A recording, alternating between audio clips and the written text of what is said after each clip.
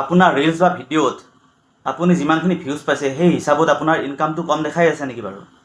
যদি তেনেকুৱা হৈছে আপুনি এটা কাম কৰিব, আপুনি সদায় যিমানখিনি সময়ত আপুনি ৰিলছটো দিয়ে, ধৰি লওক কেতিয়াবা 90 ছেকেণ্ডৰ দিছে, যদি কেতিয়াবা 30 ছেকেণ্ডৰ দিব, কেতিয়াবা 10 ছেকেণ্ডৰ দিব, 10ৰ পৰা 15 ছেকেণ্ডৰ ভিতৰত দিব, তেনেকৈ টাইমবিলাক সলনি কৰি দি আপুনি তুলনা কৰি চাব।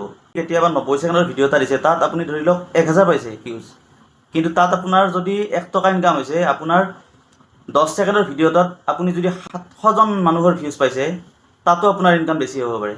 কথাটো হৈছে কি, আপোনাৰ 90 ছেকেণ্ডৰ ভিডিঅ'টো দিওঁতে আপোনাৰ 1000 মানুহে যে ভিউজ দেখাইছে, ভিউজটো মানে কি আপোনাৰ যিকেইজন মানুহে আপোনাৰ ভিডিঅ'টো প্লে কৰিছে সেইটো ভিউজটো দেখাইছে, কিন্তু টাইমটো ক'ত যাব? যিমান সময় চাব আপোনাৰ 90 ছেকেণ্ডৰ ভিডিঅ'টো 1000জন মানুহে চালেও আপোনাৰ ধৰক 90 ছেকেণ্ডলৈ নাযায়, আপোনাৰ 10 ছেকেণ্ড চাই আপোনাৰ ধৰক স্ক্ৰল কৰি দিছে, ভিডিঅ'টো চোৱা নাই, নাচালে আৰু। তেনেকৈ হ'লে আপোনাৰ সেইটো কামত নাহে। আপোনাৰ ধৰি লওক 10 ছেকেণ্ডৰ ভিডিঅ' এটা দিছে, আপোনাৰ 700 মানুহে চাইছে, কিন্তু আপোনাৰ 10 ছেকেণ্ডটো কমপ্লিটলি চাইছে গোটেই। তেনেকৈ চালে আপোনাৰ বেছি লাভ হয়। তেনেকৈ সেই হিচাপত আপোনাৰ চাবচোন, আপুনি নিজে গম পাব, কৰি চালে প্ৰমাণ পাব, তেনেকৈ ইনকামটো বেছি হয়।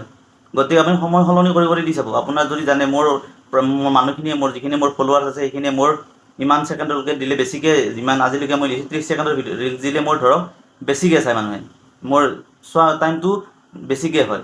30 ছেকেণ্ডৰ ভিডিঅ'টো কমপ্লিটলি সকলোৱে চায়, কিন্তু 90 ছেকেণ্ডটো দিলে তাতে আপোনাৰ 90 ছেকেণ্ডলৈকে মানুহে নাচায়, আপোনাৰ ধৰক 10 ছেকেণ্ড চাওক, 20 ছেকেণ্ড চাই, তাৰপিছত আপোনাৰ ভিডিঅ'টো গুচাই দিব, আঁতৰাই দিলে।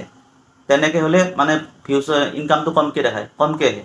গতিকে আপুনি বহুত দীঘলীয়াকৈ ভিডিঅ' দি থকাতকৈ আপুনি যদি মানুহে আপোনাৰ দীঘলীয়া ভিডিঅ'টো গোটেই কমপ্লিট চোৱা নাই, তেতিয়া আপুনি এটা কাম কৰিব, আপুনি শ্বৰ্ট ভিডিঅ' দিয়ক, অকণমান দিয়ক, 10 ছেকেণ্ডেৰে দিয়ক, 10 ছেকেণ্ডটো মানুহে গোটেই চোৱাকৈ, সেইকে আপুনি তেনেকৈ দি দিয়ক।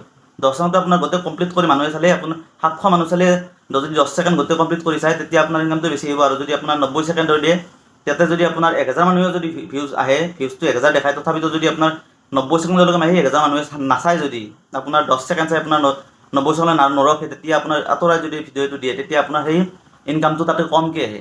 গতিকে আপুনি নিজে এবাৰ বুজি লওক বস্তুটো, সদায় সদায় সলনি কৰি দি চাব, আপুনি নিজে গম পাব যে মোৰ 10 ছেকেণ্ডৰ ভিডিঅ'টো আমাৰ 1000 মানুহে চাইছে, কিন্তু এই গোটেই কমপ্লিট কৰি চাইছে।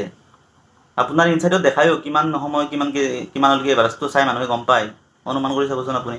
গতিকে আপুনি তেনেকৈ ভিডিঅ' দিয়ক, তেনেকৈ দিলে আপোনাৰ বেছিকৈ লাভ আছে। ধন্যবাদ।